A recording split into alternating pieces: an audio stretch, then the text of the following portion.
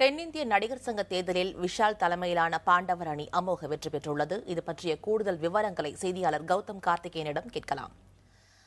கௌதம், இந்த தேர்தலில் விஷால் அணியினர் ஒட்டுமொத்தமாக வெற்றியை பெற்றிருக்கிறார்கள். தேர்தல் வெற்றி தொடர்பாக அவர்கள் என்ன தெரிவித்திருக்கிறார்கள்?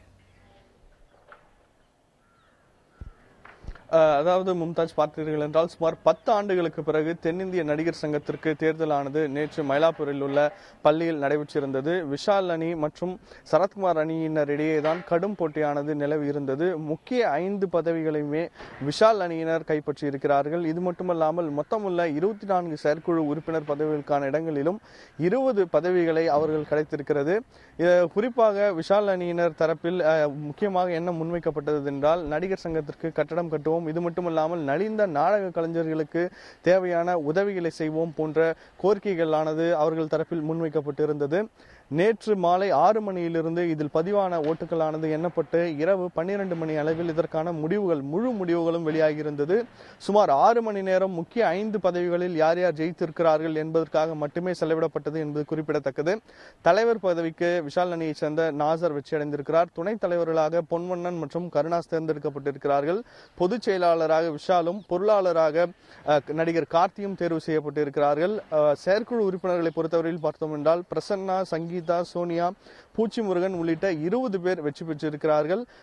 மீதமுள்ள 4 பதவிகள் மட்டும்தான் எதிரணியினருக்கு கிடைத்திருக்கிறது. அதாவது ராம்கி, நிரோஷா, நளினி, டிபி கஜேந்திரன் உள்ளிட்டோர் மட்டும்தான் சரத்குமார் அணியின் சார்பில் செயற்குழு உறுப்பினராக ஆகியிருக்கிறார்கள். இதில் மொத்தம் வாக்களிக்க தகுதியுடையவர்களாக சுமார் 3100 நபர்கள் இருந்திருந்தனர். தபால் ஓட்டுகள் முதலில் எண்ணப்பட்ட போது சரத்குமார் அணியினர் முன்னிலையில் இருந்தார்கள். ஆனால் போக போக விஷால் அணியினர் முன்னேறி முக்கியமான அந்த 5 பதவிகளையும் கைப்பற்றியிருப்பது குறிப்பிடத்தக்கது. மும்தாஜ்,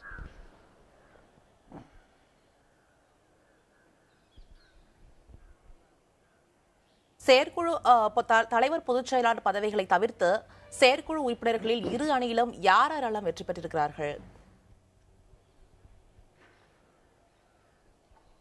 இரு அணிகளிலும் பார்த்தோம் என்றால் மொத்தம் 24 செயற்குழு உறுப்பினர் பதவிகள் தென்னிந்திய நடிகர் சங்கத்தில் இருந்திருந்தது.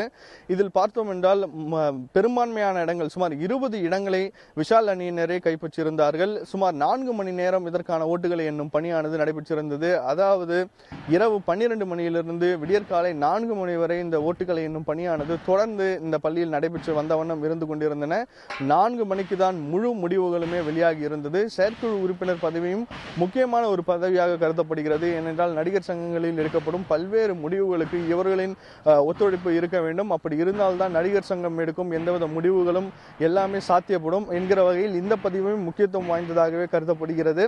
இதில் பார்த்தோம் என்றால் நடிகர் பிரசன்னா மற்றும் சங்கீதா, பூச்சி முருகன், குட்டி பத்மினி உள்ளிட்ட 20 பேர் விஷால் அணியை சேர்ந்தவர்கள் அவர்கள் வெற்றி பெற்றிருக்கிறார்கள். அதாவது குறைந்த இடங்களான 4 இடங்கள் மட்டும்தான் சரத்குமார் அணியினருக்கு கிடைத்திருக்கிறது. நடிகர் ராம்கி, நிரோஷா, நளினி, டிபி கஜேந்திரன் உள்ளிட்டோர் அந்த பதவிகளை பெற்றிருக்கிறார்கள். மும்தாஜ்.